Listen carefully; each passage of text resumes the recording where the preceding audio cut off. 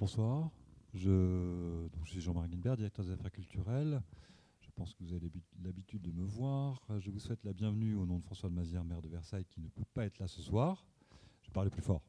Je suis très heureux de vous voir ce soir pour cette dernière rencontre de notre cycle de conférences des grands amphis, porté par l'UOV depuis sa création. Et ce soir, pour vous faire plaisir aussi, et nous faire plaisir, nous avons souhaité nous évader un peu avec un des grands maîtres de l'évasion, en écoutant François Angelier nous parler de Jules Verne. Voilà. Alors Jules Verne, on croit tous le connaître, mais il a tellement publié qu'on ne l'a jamais fini en fait. Et puis quand on l'a fini, quand on croit l'avoir fini, on le reprend. Mais ce soir, on va parler d'un Jules Verne un peu particulier. On va parler de la très belle série d'ouvrages, de publications, de rééditions souvent d'ailleurs de Jules Verne peu connu, que François Angelier ici présent a exhumé pour nous et qui est publié aux éditions Bouquin, dans une série qui s'appelle Voyage dans les mondes connus et inconnus. Et il va nous parler ce soir du très beau volume qui vient de sortir, qui est consacré à la Méditerranée. Et qui nous amène sur des traces parfois assez étonnantes, en tout cas très verniennes. Juste pour mémoire, François Angelier est connu aussi bien par des grandes monographies telles que la récente qu'il a publiée l'année dernière, ou il y a 2 ans je crois, sur Bernanos par exemple, et il dirige cette collection de cette série de rééditions aux éditions Bouquin, puisque c'est une série.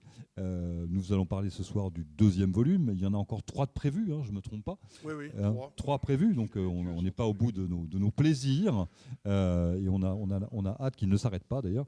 Donc je vais lui laisser rapidement la parole, parce que je pense que c'est inutile que je vous parle et que je vous présente Jules Verne. Ce serait bien présomptueux de ma part, d'autant que François Angelier en parlera bien mieux que moi. Juste pour mémoire, si le propos vous intéresse, et si je n'en doute pas, le propos de François Angelier vous intéresse, je vous rappelle que François Angelier est également le producteur d'une émission diffusée tous les samedis sur France Culture, Mauvais Genre, donc à vos radios aussi, après l'émission. Voilà. À bientôt.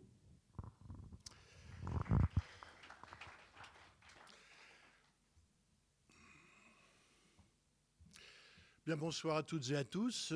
Merci d'être présentes et présents pour cette conférence sur Jules Verne. Je remercie bien évidemment la municipalité de Versailles, Jean-Marie Guinbert, donc son directeur des affaires culturelles, et puis l'université ouverte de Versailles pour cette invitation placée sous le signe de l'ouverture maximum. On peut difficilement être plus ouvert que quand on parle de Jules Verne, qui est le romancier planétaire, le romancier de la Terre, de toute la Terre, comme disait Paul Morand, le romancier vraiment du globe dans son intégralité. Et effectivement, Jules Verne, je m'occupe avec François Rivière, célèbre romancier et surtout scénariste de bande dessinée, d'une série aux éditions Bouquin consacrée à Jules Verne. Alors Jules Verne, ça fait quoi? Il y a 68 romans, une trentaine de nouvelles, le tout formant cet ensemble voulu par l'éditeur Hetzel qui s'appelle Les Voyages extraordinaires. Ces voyages extraordinaires, il y a différentes manières de les faire. Alors on peut, ça a été fait auparavant, choisir les 4 éléments, le feu, l'air, le vent. On peut aussi choisir par exemple les modes de déplacement, les figures et tout ça. Nous, avec François Rivière, on a choisi ce qui, pour nous, est quand même le mode de perception, de lecture et de vision du monde qu'avait Jules Verne, c'est la géographie. Parce que la géographie, pour Verne, qui succède en cela à Dumas, qui est, lui, l'inventeur du roman historique, autant Dumas a créé le roman de l'histoire passée, autant Jules Verne a créé le roman de la géographie présente. Il n'y a d'ailleurs que des géographies présente. Et donc c'est à partir de ce découpage, de un peu cette manière, ces angles d'attaque géographiques et topographiques que nous avons menés, on lit l'œuvre de Jules Verne. Donc on a commencé avec l'Afrique, puisque l'Afrique, effectivement, nous a menés depuis 5 semaines en ballon au tout début de sa carrière, en 1863 jusqu'en 1905, avec le village aérien. Ensuite, on a fait la Méditerranée. Alors la Méditerranée nous permettait justement de nous intéresser à un aspect essentiel de l'œuvre et de la vie de Jules Verne, c'est-à-dire son rapport, non pas à l'eau, mais à la mer, à l'étendue marine, que ce soit la Méditerranée, la Manche, l'océan Atlantique, pour citer, je dirais, les mers et les océans sur lesquels il a pu naviguer. Parce qu'en effet, Jules Verne, quand vous citez son nom, spontanément, des images vous viennent. C'est d'ailleurs beaucoup plus des images, des séquences de films, ou surtout les gravures, les fameuses gravures Hetzel, qui ont un lien siamois et consubstantiel avec son texte, qui viennent à l'esprit. Et parmi celles qui viennent tout de suite, il y a le ballon. Alors évidemment, c'est le ballon de 5 semaines, c'est le ballon de l'île mystérieuse, il y a plusieurs types de montgolfières, c'est aussi les aéronefs de Robur le Conquérant, mais c'est surtout l'eau, et c'est 20 milieux sous les mers. C'est quand même le grand opéra vernien, le roman qui est sûrement le plus emblématique à la fois de son projet, qui est un projet à la fois pédagogique et littéraire, et en même temps de sa poétique, et j'ai presque envie de dire de ses fantasmes de monstruosité, et comme ça de personnages qui sont tour à tour assez éclairants, et certains, notamment le capitaine Nemo, extrêmement sombres. Donc en parlant de Jules Verne et la mer, on parle, je crois, de Jules Verne tout court, puisque c'est, on va le voir, l'élément clé pour lui. C'est quelque chose qui a véritablement hanté son enfance, son adolescence, son âge mûr, jusqu'à sa vieillesse, jusqu'à la fameuse année 1886, qui est une année tragique, puisqu'il perd à la fois son éditeur, qu'il devient infirme suite au coup de pistolet d'un de ses neveux qui avait momentanément perdu la tête, et où on sent qu'un peu la période de Jules Verne est un peu finie. Donc il y a toute une, quand même, c'est la vie de Verne qui est véritablement une vie de marin, de yachtman, de grand rêveur, un peu à la Hugo, de grand rêveur géographique et romantique sur la chose maritime.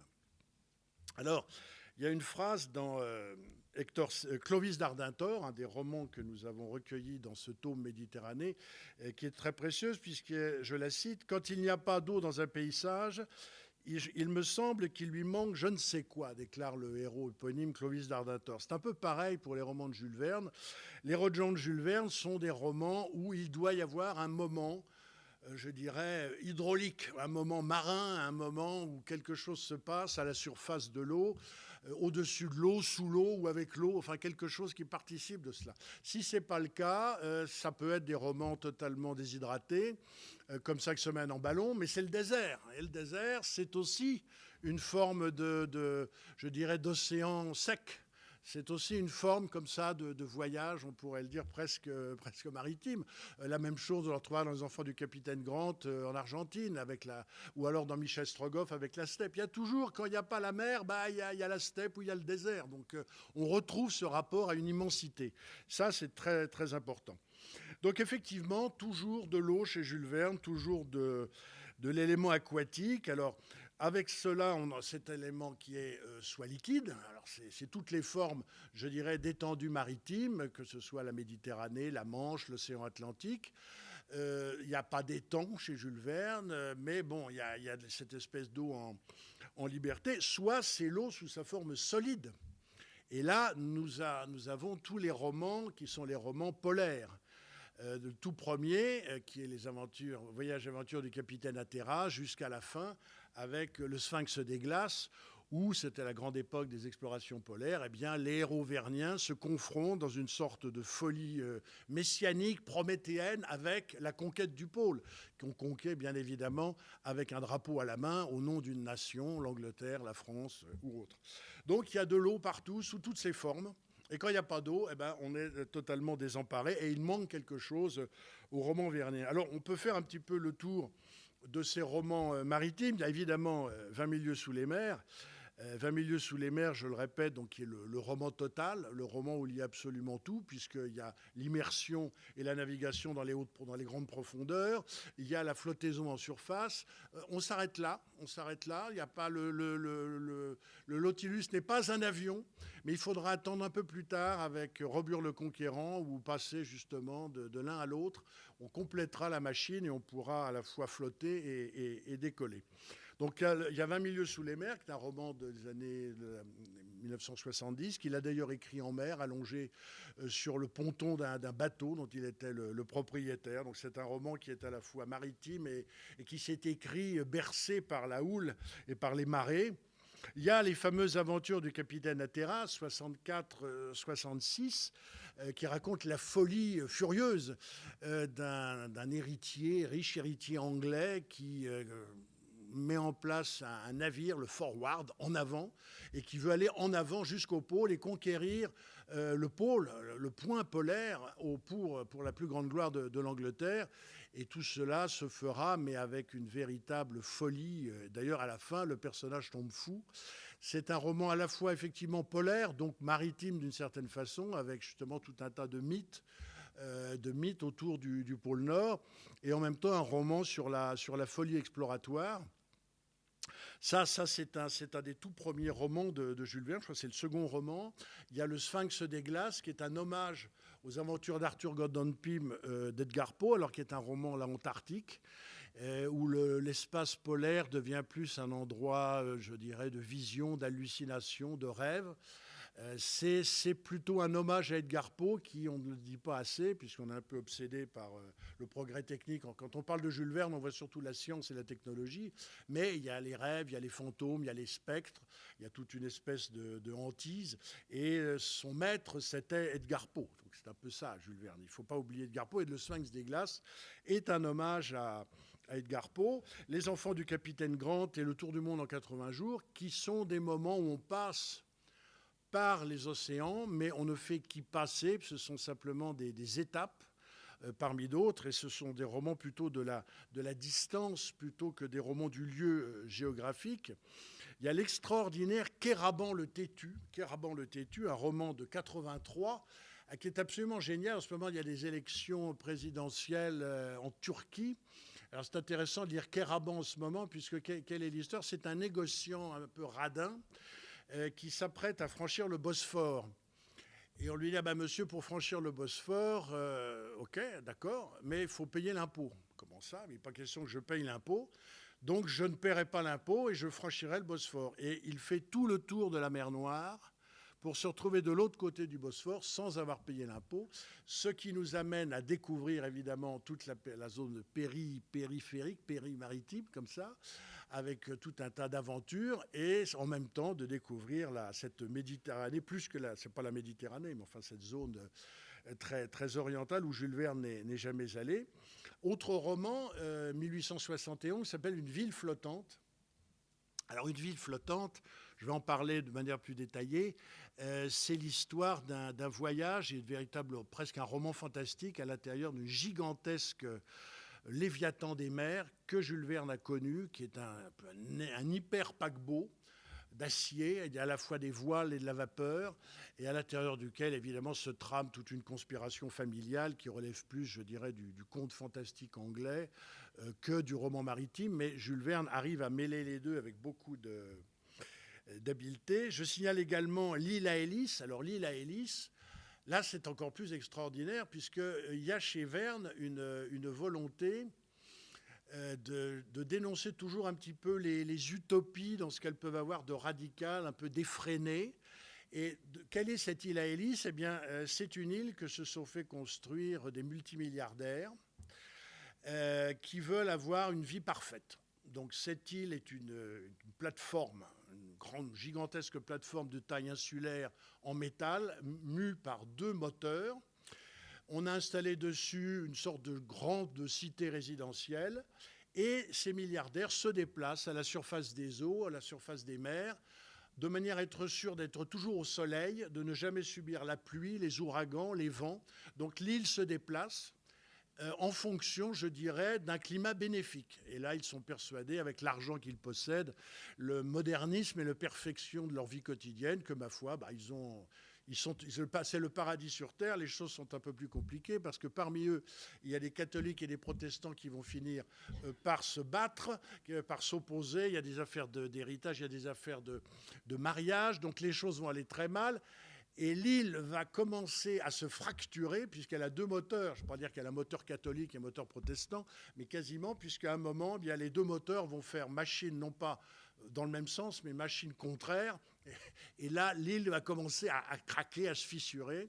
Mais tout le monde va se réconcilier, puisque une heureuse attaque de sauvages des îles lointaines va permettre de ressouder les troupes. Alors c'est assez amusant, puisque d'une part, il y a ce côté yachtsman. C'est pas la croisière s'amuse, mais c'est la croisière en délire. Et Verne mélange à la fois, effectivement, cette espèce de folie, de caprice climatique des milliardaires avec une intrigue qui est très étonnante. C'est un roman peu connu, mais que je vous recommande. Alors on va me dire, bah oui, mais alors il y a des océans, il y a des mers, il y a les pôles, il y a donc que ça, il n'y a pas de fleuve. Eh si, il y a un fleuve. Il y a quand même un fleuve, mais alors c'est un roman de Verne qui existe dans la collection Folio, si jamais ça vous tente, qui est presque une sorte de roman parodique de Verne, d'auto-parodie vernienne. Ça s'appelle Le Beau Danube jaune. Vous voyez l'allusion. Et alors, Le Beau Danube jaune, c'est l'histoire d'un fonctionnaire autrichien. C'est un roman de 1908, donc posthume. Verne meurt en 1905. Où on voit ce fonctionnaire autrichien qui gagne un concours de pêche à la ligne. Et à partir de là, il a donc une somme et il a cette possibilité. Il descend le Danube. C'est une sorte de cadeau qui lui est fait. Donc il descend le Danube dans une espèce de passivité totale. Donc le roman raconte l'histoire de cet homme qui descend le Danube en regardant le ciel. Il ne se passe rien. C'est un roman quasi anti-vernien, c'est une parodie vernienne. Donc c'est quelque chose de très amusant. Il se passe, rassurez-vous, heureusement, quelques petites choses. Donc on voit que Verne a quand même été hanté, obsédé, amoureusement obsédé par la mer, par les océans, avec toute une histoire, comme une histoire personnelle, puisque là, je vous ai parlé de l'écrivain, je vous ai parlé du visionnaire, de l'écrivain le plus populaire qui soit, mais il est bon de commencer un petit peu à prendre les choses au départ. Il naît donc en 1828 à Nantes. Son père est avoué de justice, catholique austère, famille de petite noblesse locale, avec des ascendances vraisemblablement écossaises, qui marquera beaucoup Jules Verne, qui avait une autre fascination pour l'Écosse. Et donc, c'est très intéressant d'être nantais, déjà en soi, mais pour Jules Verne, c'est passionnant, parce que c'est un port fluvial qui est pas si loin de la mer, mais on n'est pas au bord de la mer. Donc, Verne a passé son enfance et sa première adolescence, non pas à voir la mer, à bénéficier du spectacle totalement hallucinant, les bains de mer, de voir tout ça, mais à voir les bateaux, puisque les bateaux commerciants, les bateaux qui faisaient du commerce, descendaient la Loire et venaient jusqu'à Nantes.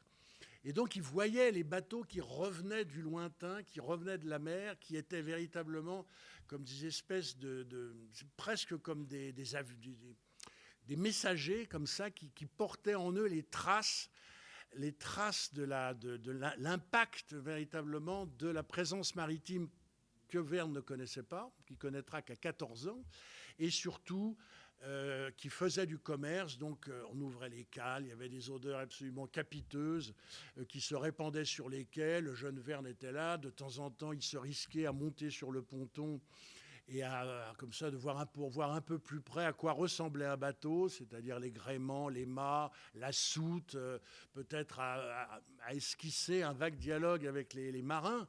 Mais bon, ça restait quand même de l'ordre de la rêverie. Une rêverie qui était d'autant plus accentuée par le fait que, dans la famille Verne, il y avait quand même un marin, c'était l'oncle Prudent, prudent Alotte, puisque la famille de sa mère est une famille donc d'aristocrates nantais, les Alotte de la Fuie. Donc l'oncle Prudent, qui est un personnage assez excentrique, assez fantasque, donc qui a nourri l'inspiration vernienne pour tous les personnages un peu cocasses. L'oncle Prudent était un armateur, armateur négrier, ça il faut le dire, puisque la ville de Nantes a été la ville, comment dire, la dernière ville en France et même en Europe à continuer le commerce négrier. Et donc l'oncle Prudent animait les banquets familiaux le dimanche et aux fêtes en racontant ses voyages, en racontant ses aventures. Alors Jules Verne il le dit à un moment, il était allé à Caracas, lui. Alors vous voyez, Caracas, vous imaginez quand on est coincé à Nantes, Caracas, le mot, on n'a que le mot, mais le mot fait rêver. Le mot est véritablement une espèce pas de drogue, mais comme ça, de fenêtre ouverte vers un ailleurs. Donc il y a tout cet aspect familial avec l'oncle Prudent. Et puis alors, le destin voudra que Verne, étant l'aîné, c'est lui qui doit hériter de la charge d'avoué de son père. Il n'est pas question qu'il fasse autre chose. Donc on lui fait faire des études de droit qui l'ennuient prodigieusement, puis après il bifurque vers le théâtre, puis vers le roman. C'est pour ça que je suis là ce soir. Mais c'est son frère, Pierre Verne, qui lui sera véritablement l'officier de marine de la famille et qui donc nourrira un petit peu la déception de Jules et d'une certaine façon à la fois l'assistera quand dans ses romans il y a des nécessités, des éléments techniques un peu précis, des précisions vraiment qui excèdent un petit peu les compétences scientifiques de Jules Verne en termes de navigation et en termes de coordonnées, de calcul et tout ça. Donc ce frère sera un personnage très, très important, Paul Verne. Pardon. Donc pour l'instant, Verne est là, regarde les bateaux. De temps en temps, il se risque, il fait le malin, il se risque sur la Loire. Là, il y a des petits îlots sableux, donc il fait des tentatives comme ça, pas de voyage au long cours, mais de cabotage. Il va sur les îlots, il manque de se noyer, ça c'est un grand classique. Il grimpe en haut des arbres, il a l'impression d'être une vigie. Il domine le paysage, donc il rêve, tout ça. Ça c'est très présent. Il ne faut pas sous-estimer d'ailleurs ces rêveries d'enfance qui sont des rêveries quand même extrêmement puissantes et tenaces chez Jules Verne, donc autour du quai de Saint-Nazaire. Il arrive un moment quand même où Jules Verne voit la mer quand même. Il faut bien qu'un jour ça se fasse. Donc c'est à l'âge de 13-14 ans, le père Verne autorise une remontée du fleuve vers Saint-Nazaire. Et là, enfin, Jules Verne voit la mer. Et alors là, on a un témoignage de l'intéressé. Quelle joie, c'était à en perdre la tête. L'eau salée, ils ont se baigner, toucher l'eau, le contact direct de l'eau de mer, véritablement, ça a été une espèce de commotion à la fois esthétique, physique, et donc quelque chose de très important. Alors, une fois que les choses se sont faites, la première initiation s'est faite, il a fallu commencer un peu à voyager, parce que Jules Verne commence l'âge venant, commence un peu à avoir d'être plus que démangé par des désirs de voyage. Donc le premier voyage qu'il fait, c'est Bordeaux jusqu'à l'Écosse, l'Angleterre et l'Écosse, avec une première tentative en compagnie d'amis, en compagnie de son ami Aristide Hignard. Ensuite, il fera un second voyage, homme marié, vers l'Allemagne et puis la Scandinavie, Suède, Norvège, Danemark. Donc ça, c'est déjà, là, ça y est, Verne a pris la mer, il commence déjà à pas apprivoiser, mais à nourrir sa rêverie d'expériences directes. C'est ça qui est important. Et non plus de lecture ou de vision, de gravure ou de peinture. Et alors, un autre élément important, beaucoup plus important, c'est en 1867, donc il est déjà connu, puisque, comment dirais-je, les voyages extraordinaires démarrent en librairie en janvier-février 1863, non pas par la mer, mais par le désert et l'Afrique, 5 semaines en ballon. Et donc Verne commence à être célèbre. Là, il est déjà célèbre. Les romans, il doit à Hetzel à peu près un roman et demi par an. Donc à l'époque, il est quand même déjà connu. Et il décide de faire une croisière avec son frère, le fameux frère Paul Verne, à bord d'un bateau que l'on avait surnommé le Léviathan des mers, ou qui était aussi nommé le Great Eastern, c'est-à-dire, j'en parlais, c'était une véritable monstruosité nautique, à la fois, fonctionnant à la fois par la vapeur et par les voiles. Alors, je vais vous donner quelques précisions quand même des techniques. Il faisait 211 mètres. Il était actionné par 10 machines à vapeur qui actionnaient chacune 2 roues à eau de 20 mètres. Il avait 7 mâts et 12 voiles. Alors c'est véritablement une espèce de monstruosité qui servira à nourrir l'inspiration de la ville flottante. Et donc il traverse l'océan Atlantique avec évidemment tout un tas de péripéties, tempêtes, la houle, enfin, les grains, alors le bateau réagissant de manière extrêmement, je dirais, magistrale à tout ça, les coups de tabac, les coups de mer monstrueux, une sorte de cyclone, mais à chaque fois, le bateau, évidemment, tient le coup et résiste. Et donc, les frères Verne arrivent à New York. Après, ils iront se promener du côté des chutes du Niagara. C'est encore l'eau, mais là, sous une forme encore différente. Et rentreront, bien évidemment, ensuite en Europe. Donc ça c'est très important parce que c'est un mélange à la fois d'expérience nautique et d'expérience presque fantastique. C'est une espèce de château, oui, c'est presque un château hanté, ce Great Eastern, c'est quelque chose de monstrueux. Et là, c'est une ville flottante. Donc il y a un mélange entre une aspiration, je dirais, qui est celle des romanciers fantastiques dans le sillage d'Edgar Poe, et puis en même temps des grandes épopées nautiques. Donc le voyage en 67 avec le Great Eastern est très important. Et puis la fortune littéraire étant là, enfin disons les gains d'argent étant là, Verne décide de devenir yachtsman, c'est-à-dire non pas, comment dirais-je, navigateur au sens où on l'entend aujourd'hui, mais de se lancer véritablement dans une sorte de navigation privée, personnelle, avec un bateau dont il serait le propriétaire, un équipage qui serait le sien, et puis en se lançant dans des croisières de plus en plus importantes. Alors, il avait un fils qui s'appelait Michel, avec qui il a eu énormément de problèmes, et donc il appelle bien sûr ces bateaux le Saint-Michel. Et le Saint-Michel, il y en aura 3. Alors, le premier, les spécialistes de la chose maritime disent que c'est un sloop, c'est une grosse barque pompeusement baptisée yacht, pour ne pas effrayer les amis, est en fait un bateau de pêche qui mesure environ 9 mètres à la flottaison. À l'arrière, enfin, la cale à poissons a été transformée en une cabine pour le propriétaire et les passagers. Une chambre de 2 mètres de long et d'1,50 mètre sous plafond, nantie de 2 couchettes au matelas bourré de varech, confort assuré, et d'une armoire où Verne logera, outre les ouvrages utilitaires comme l'Annuaire des marées, quelques livres documentaires et surtout ses manuscrits.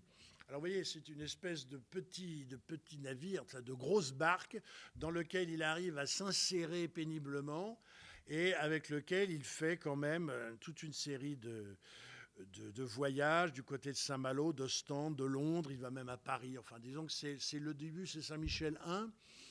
C'est les premières navigations verniennes. Et il est très rapidement, puisque la fortune, évidemment, lui sourit en tant qu'écrivain.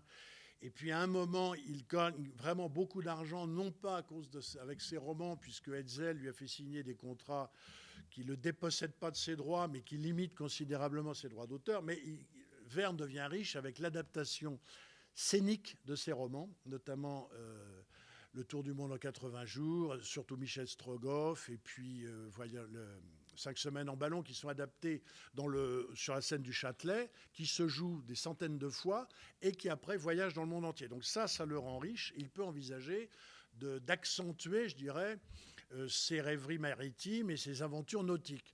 Donc il met en place le Saint-Michel II, le Saint-Michel II, qui est lancé en janvier 1876 et qui est construit par les ateliers Le Marchand du Havre.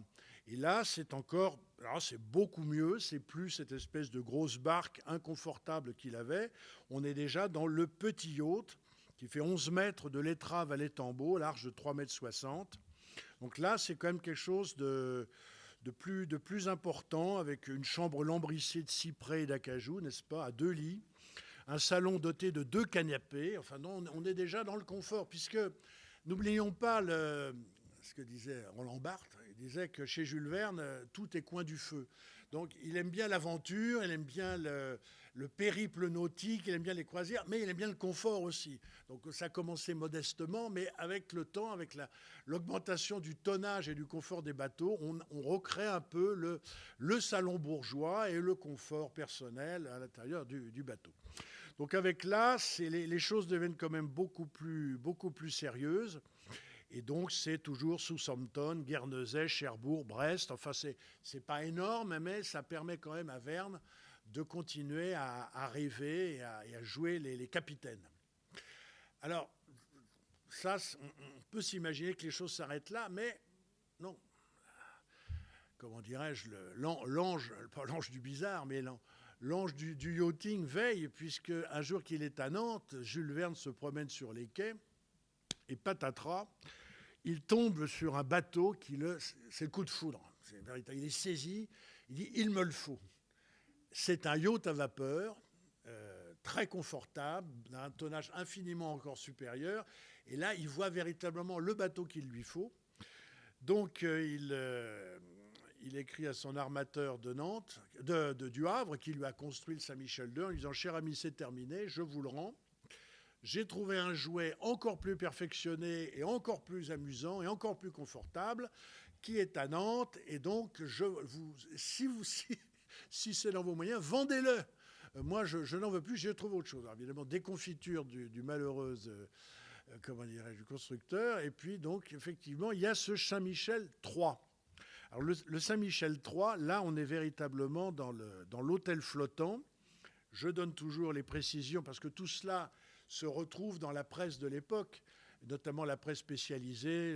Il y a un spécialiste, Philippe Valtou, un spécialiste qui a dépouillé toute la presse nautique de l'époque, notamment le Yachtman et tout ça, et a trouvé des traces de tous les achats et de toute la description des bateaux verniens.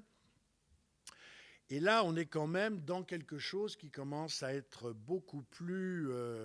qui commence à être d'un luxe presque inquiétant, puisqu'on a affaire quand même à bateau avec un salon pour 8 personnes, une cuisine, une chambre à coucher, un escalier, des WC, une chambre pour les domestiques, et là, un véritable équipage.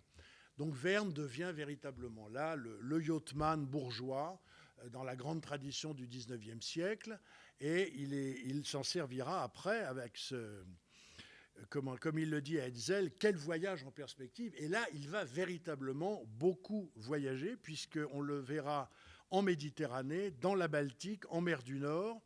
Il ira bien jusqu'à, je dirais, carrément Rome, l'Italie. Donc, véritablement, ce Saint-Michel III est une sorte de réalisation de ses rêves. Et hélas, il va se buter contre les circonstances que j'évoquais tout à l'heure, c'est-à-dire à la fois cet attentat qui est commis contre lui par son neveu qui l'handicape, une baisse quand même de ses ressources financières, puisque Verne n'est plus dans la période de gloire, je dirais, de Verne, là où Verne est le grand Verne, c'est avant 1880. Tous les romans qui font que Verne est aujourd'hui ce qu'il est comme célébrité mondiale, comme mythe littéraire mondial, c'est quand même plus vers les années 70-80. Après, ça s'arrête. Je veux dire, les choses se calment notablement. Et puis donc, la mort d'Hetzel viendra rajouter un drame personnel, parce que c'est une amitié extrêmement intense, à tout cela. Donc, il le sera contraint de liquider, s'il faut dire, et de vendre ce Saint-Michel III. Et donc, il n'aura plus, puisqu'il habitait Amiens à l'époque, il n'aura plus de bateau. Et donc, il restera, je dirais, ce personnage solitaire, assez morose, boitant dans les rues d'Amiens, mais qui continuera de produire et d'écrire ses romans pour Hetzel fils, mais qui aura toujours en lui une sorte de grande, je dirais, de vision maritime. Alors, cette vision maritime, donc, on peut dire qu'elle se partage de façon un peu différente si on prend les différents types de romans. C'est ce qu'on a essayé de faire dans ce volume, donc, pour les éditions bouquins, qui est véritablement une tentative de cerner un petit peu... je dirais, tous les aspects, comment dirais-je, du rapport de Jules Verne à la mer. Le premier roman qu'on a choisi, c'est L'Archipel en feu. Alors, L'Archipel en feu, c'est un roman de 1884, qui n'est pas un roman très connu de Jules Verne, qui est un roman totalement méditerranéen, donc il est dans ce volume Méditerranée, qui raconte l'histoire de la lutte des Grecs pour leur indépendance contre les Ottomans, contre les Turcs, et donc qui met en scène deux bateaux qui sont des bateaux totalement étrangers l'un à l'autre, puisque d'un côté, on a un bateau pirate qui s'appelle le Sifanta et l'autre le Carista, qui sont deux bateaux. Il y a un bateau qui représente, je dirais, la piraterie et l'autre qui représente, je dirais, l'idéal politique et d'une certaine comme ça, de volonté d'indépendance et de, comment dirais-je, l'esprit de liberté. Voilà, c'est ça, c'est ce qui est important. Et donc, à partir de ces deux navires, eh bien, Verne construit tout un schéma romanesque qui n'est pas celui du grand espace, puisque les deux navires se contenteront de se faire la chasse dans les îles grecques et tout autour de la Grèce, avec un point central qui est le Péloponnèse, et qui donc montre... C'est plus un roman, je dirais, parce qu'il y a aussi un élément important, c'est qu'on parle de la mer, on parle de la navigation, tout ça, mais Verne est aussi, comment dire, l'homme de l'artefact, l'homme de l'objet technique, que ce soit la fusée, que ce soit la maison à vapeur. C'est l'homme de l'invention technologique. Et le bateau est aussi une réalité quand même scientifique et une réalité technique forte. Et là, dans ce roman, c'est cet aspect qui prévaut. C'est-à-dire qu'on n'est pas dans une exaltation hugolienne pour l'étendue maritime, pour le spectacle de la mer déchaînée ou tout ça. On est vis-à-vis de quelque chose qui est plus de l'ordre de la technique maritime, et Verne se fait un plaisir de multiplier les termes du lexique maritime et du lexique nautique dans ce roman, L'Archipel en feu, de façon parfois totalement gratuite. On sent qu'il doit avoir un dictionnaire ou un conseiller à portée de la main, et que là, il fait des phrases il se grise littéralement de vocabulaire maritime. Et ça donne lieu à des choses qui sont par moments presque parodiques. Enfin, c'est très étonnant. Donc ça, cet Archipel en feu, c'est le roman de la côte, c'est le roman du cabotage, c'est le roman de la piraterie. D'ailleurs, c'est ce qu'il voulait faire au départ. C'est Hetzel qui a poussé la dimension politique. C'est le roman de la piraterie. Donc on est dans une perspective, je dirais, assez romantique. On est toujours avec Byron qui meurt à Missolonghi, au moment... grand événement de la guerre d'indépendance grecque. Donc, si vous voulez, c'est plus un roman de la côte, un roman de la côte en vue. C'est ça. C'est pas l'océan, c'est quelque chose de différent sur ce plan-là. Alors, ça, c'est un premier roman, donc, qui est un roman, je dirais, plus politico-sentimental, politico-épique. Le deuxième roman que nous avons choisi, c'est Matthias Sanddorf. Alors, Matthias Sanddorf, là, c'est un roman qui est, je dirais, totalement, comment dire, qui est un roman aussi important, bien que très peu connu, qui est un roman aussi important que 20 milieux sous les mers. C'est un roman de 1885 et qui, là aussi, conjoint une aventure politique liée à l'indépendance. Là, c'est l'indépendance de la Hongrie par rapport à la couronne autrichienne, et toute une dimension maritime.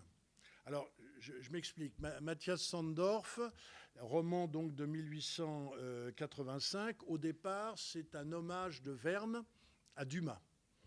Parce qu'on peut le dire que Dumas a été le grand prédécesseur, et Jules Verne a succédé à Dumas dans l'imaginaire littéraire des Français. Dumas incarnant le roman historique, l'histoire d'hier, l'histoire d'avant-hier, le patrimoine historique français. On était, avec Dumas, on était en France, mais dans les siècles précédents. Avec Verne, on est hors de France, mais dans les siècles présents. Donc il y a avec Verne la naissance du roman géographique qui se substitue au roman historique. Donc il y avait cette conscience d'être un héritier, un révolutionnaire de Dumas. Et en plus de ça, Verne, le jeune Verne, a très bien connu les Dumas, c'est-à-dire Alexandre Dumas père et Alexandre Dumas fils, avec qui il avait de grands liens d'amitié.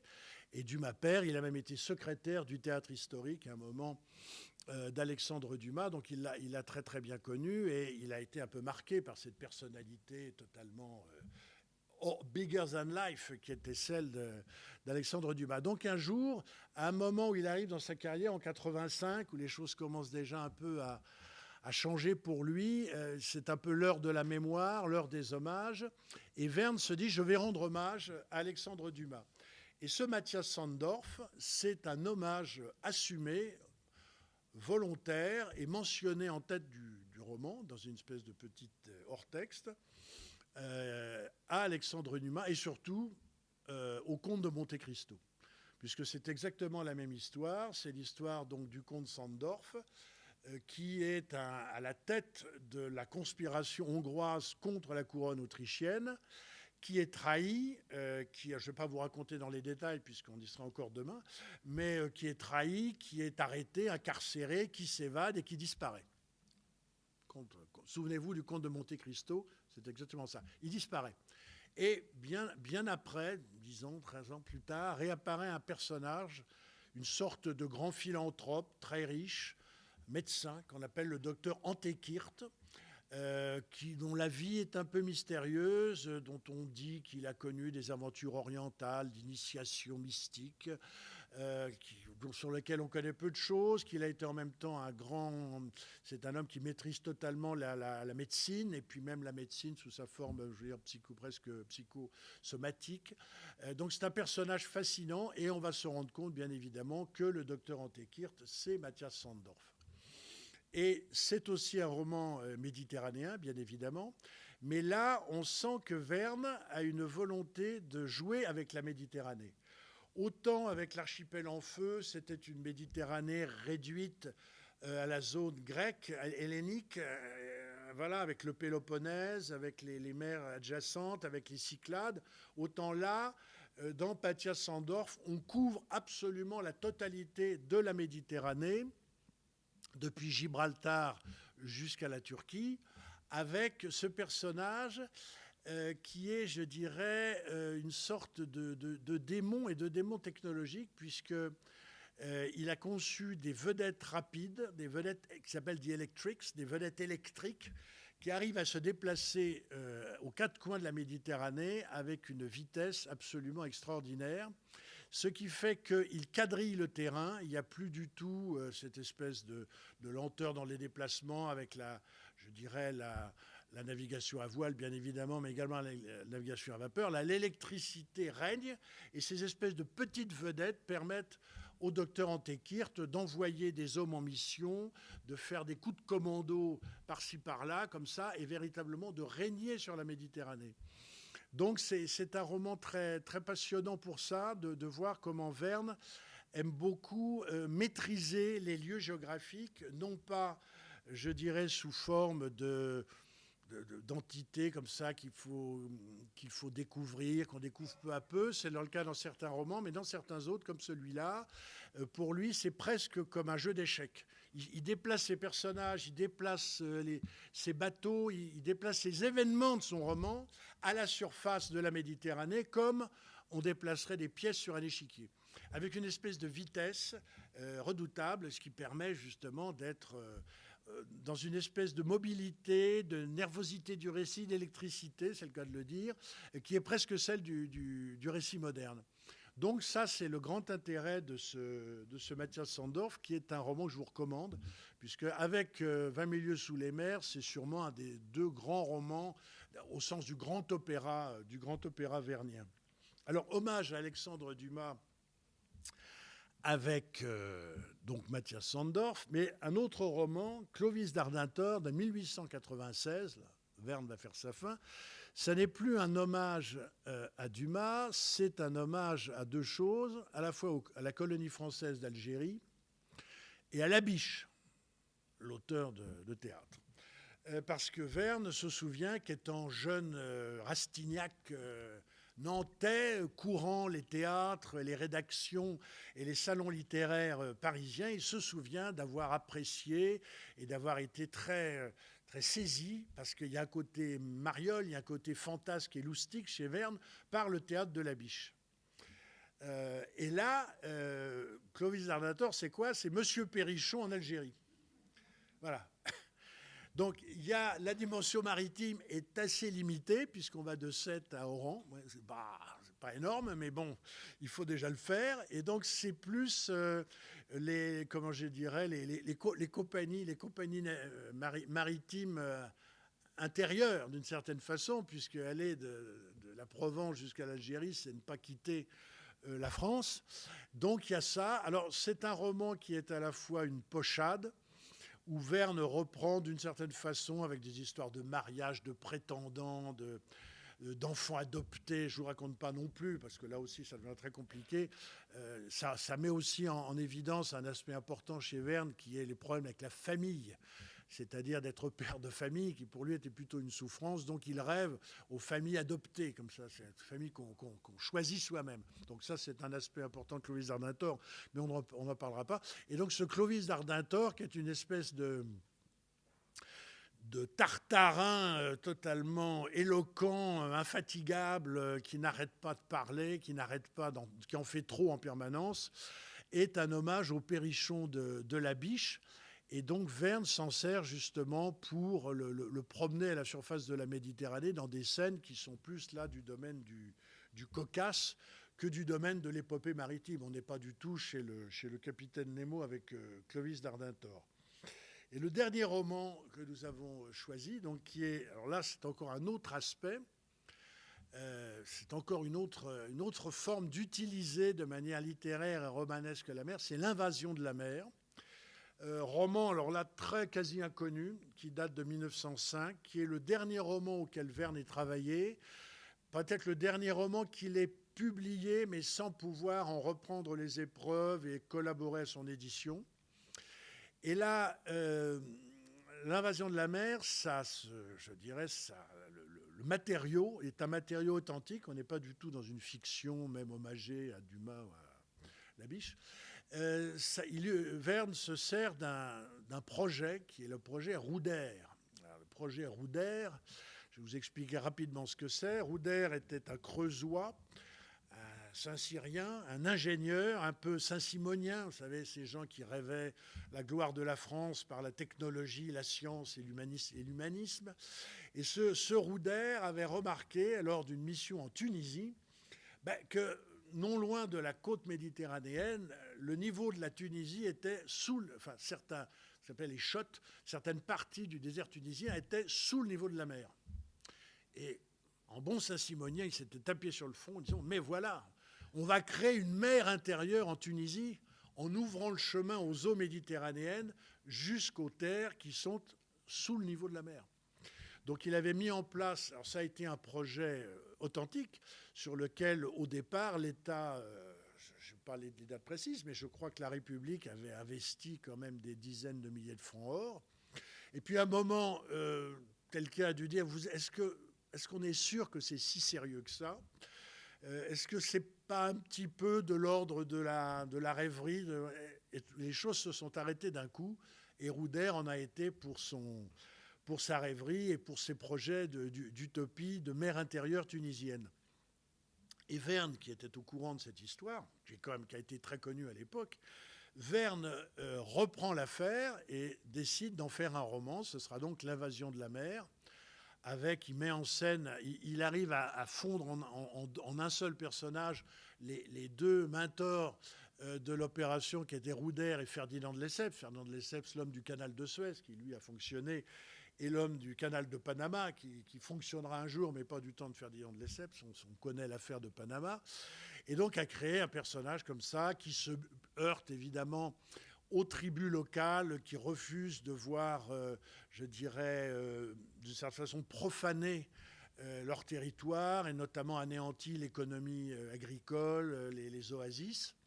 Et donc tout termine par une sorte de vision avec ce que j'appelle le recours au tremblement de terre, parce que quand Verne a des problèmes pour actionner, pour accélérer ses aventures ou pour conclure un roman, il fait donner le tremblement de terre, qui est très efficace. Et là, ça se termine par un tremblement de terre. Effectivement, la Méditerranée investit la zone qui est, comment dirais-je, qui a été conçue pour être une mer intérieure, et la mer intérieure finit par exister. Et donc, c'est une vision que Verne, c'est sûrement l'une des dernières visions verniennes. Donc, vous voyez qu'avec cette Méditerranée qu'au départ, Verne n'aimait pas. Verne, au départ, la Méditerranée, il considérait ça comme une sorte de gros étang, de lacs tristes et moroses. Il disait que la Méditerranée, quand j'éternue à Marseille, j'ai l'impression que quelqu'un me répond à vos souhaits à Alger.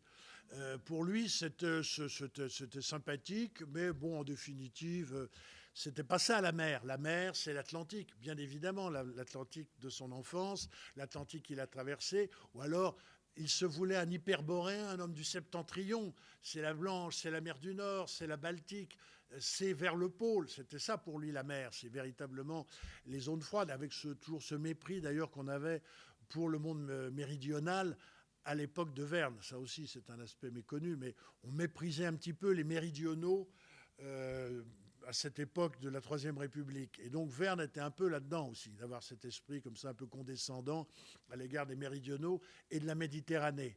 Et donc, bon, au départ, c'était pas ça. Et puis alors, quand brusquement on passe du stade, je dirais, de la vision poétique hugolienne, post-hugolienne, à la pratique nautique, alors là, brusquement, comme c'est beau la Méditerranée, et quand il arrive par Gibraltar, on a le journal de voyage à l'époque, et puis il y a une nouvelle que nous avons recueillie aussi qui s'appelle Gilles Braltar, où l'anglophobie vernienne se donne toute latitude, puisque, comment dirais-je, vous savez que Gibraltar, c'est des singes. Gibraltar est peuplé de singes.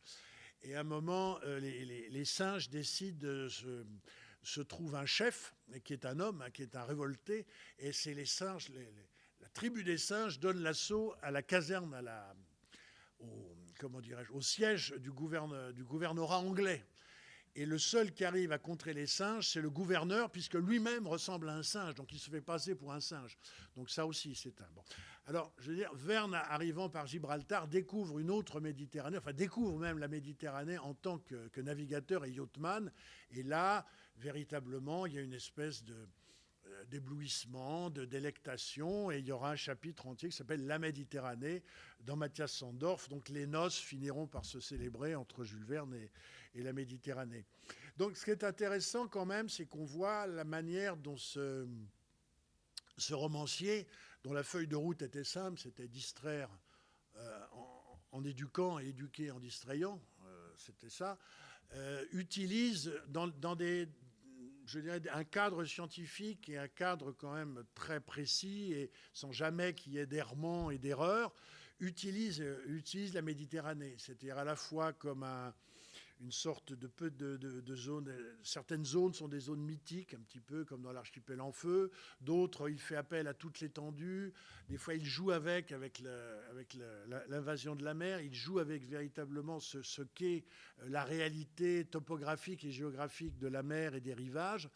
Donc, il y a vraiment une volonté chez lui, non pas de se laisser engloutir par la mer, comme on pourrait le voir, par exemple, dans 20 milieux sous les mers, ou au contraire de la survoler, d'être totalement dans une espèce de moment d'exaltation sublime face à l'immensité et à la démesure maritime, mais d'être au contraire dans quelque chose de plus restreint, qui lui permet peut-être de jouer avec une mer, cette fois de façon, je dirais, presque comme un metteur en scène de théâtre jouerait sur une scène. C'est-à-dire qu'avec la Méditerranée, il peut véritablement mettre en scène quelque chose, puisque le côté quand même extrêmement délimité, cadré, permet cet élément. Donc Verne, c'est le Verne presque auteur dramatique, on peut le dire.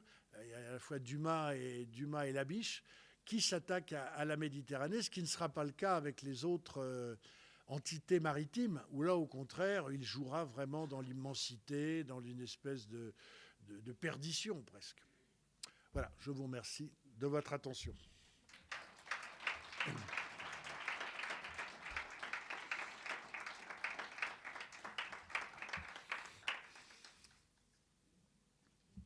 Je crois qu'on peut remercier François de nous avoir embarqués en mer. Bon, maintenant qu'on est revenu à terre, je vous invite, si vous le souhaitez, à lui poser des questions et je vous tendrai bien volontiers le micro. Voilà, à vous.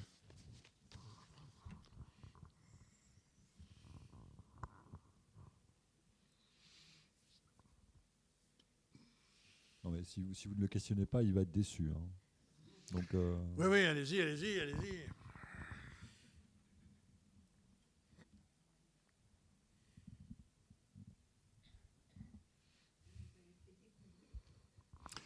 Oui, bah, tant mieux. Non, Jules Verne, je réponds à, mais je transforme votre en question. Non, Jules Verne, ce qui est quand même marquant, c'est que, bon, effectivement, il y a à peu près, je sais pas, il y a 68 romans, ça c'est sûr, 30, 33 nouvelles, 32 nouvelles, enfin, ça fait un peu moins de 100 textes, de la plus courte nouvelle jusqu'au roman le plus important. Qui compose des voyages extraordinaires et on en connaît, oh, allez, un quart. Un quart. Et ce qui est intéressant, c'est de se lancer vers des Jules Verne méconnus. Des Jules Verne qui sont des Jules Verne qui n'ont pas atteint cette espèce de rayonnement universel. Bon, on ne va pas répéter après sur le fait que Jules Verne est l'auteur français le plus traduit dans le monde et qu'il est tout près de la Bible, de Shakespeare et d'Agatha Christie. En nombre de traductions, c'est absolument phénoménal. Mais il faut aller chercher les Jules Verne méconnus. Il faut aller du côté le Sphinx des Glaces, les Indes noires, le Château des Carpates. Il y a des choses comme ça qui sont des romans plus difficiles à trouver, mais qui sont absolument extraordinaires. Les Indes noires, c'est l'histoire de cette mine abandonnée en Écosse, mais dans les profondeurs de laquelle vivent une famille de mineurs qui ont décidé de rester fidèles à l'endroit et donc qui vivent une espèce de créatures fantastiques qui sont là. Château des Carpates, là c'est pareil, c'est l'invention de la télévision. Michel Serres considérait que Verne n'a rien inventé, contrairement à ce qu'on peut lire un peu partout. Verne n'a absolument rien inventé du tout. C'est quelqu'un qui passait la moitié de son temps à écrire, l'autre moitié à se documenter. Et pour se documenter, il fréquentait à Paris la bibliothèque des journalistes scientifiques. Je crois que c'est là où il a rencontré Nadar, enfin, possiblement. Et il avait un club aussi, fréquentait un club à Amiens, où justement, il avait accès à toute une série de publications, de vulgarisation scientifique, de récits de voyage et tout ça, et il puisait dedans. Donc il n'inventait rien. Tout ce que Verne transfigure ou propulse comme ça par l'imaginaire, ce sont à partir de matériaux qui sont des matériaux connus de tous. Mais il y en a un qu'il aurait inventé, c'est la télévision. Ce que dit Michel Serres, la seule chose qu'il a inventée, c'est la télévision. Alors pourquoi ? Parce que dans le château des Carpates, c'est un aristocrate en Transylvanie, donc roumain, qui avait un amour éperdu pour une cantatrice. Cette cantatrice meurt en scène et il arrive par toute une série de... Alors là, il y a c'est la rêverie vernienne, la rêverie technologique vernienne, à reconstituer son image sous forme d'une sorte de... Comment dirais-je comment tu appelles ça d'hologramme, voilà. On est entre la télévision et l'hologramme. Et il a également des enregistrements, donc il arrive à ressusciter la personne et l'aspect sonore et visuel de cette cantatrice grâce à une mécanique qui est une mécanique démente. C'est le seul moment où, paraît-il, Verne aurait inventé quelque chose. Voilà, donc ça, le Château des Carpates, c'est un roman très important. Et il y en a plein d'autres comme ça qu'il faut aller piquer. Dans les coins comme ça, dans les coins, pas dans les recoins, mais enfin disons dans des zones peu fréquentées des éditeurs, des voyages extraordinaires. Bon, écoutez, écoutez, s'il n'y a pas de questions, je vous invite à vous précipiter sur du Verne. Alors justement, grâce à la complicité de notre partenaire, la librairie Antoine, vous pouvez vous procurer les ouvrages évoqués et préfacés par François Angelier, juste à la sortie de cette salle. Donc voilà, et François se livrera au jeu de la dédicace si vous souhaitez lui demander. Voilà. En tout cas, moi je remercie vraiment François Angelier pour cette plongée vernienne. Merci de votre invitation. Voilà. Une belle clôture à notre saison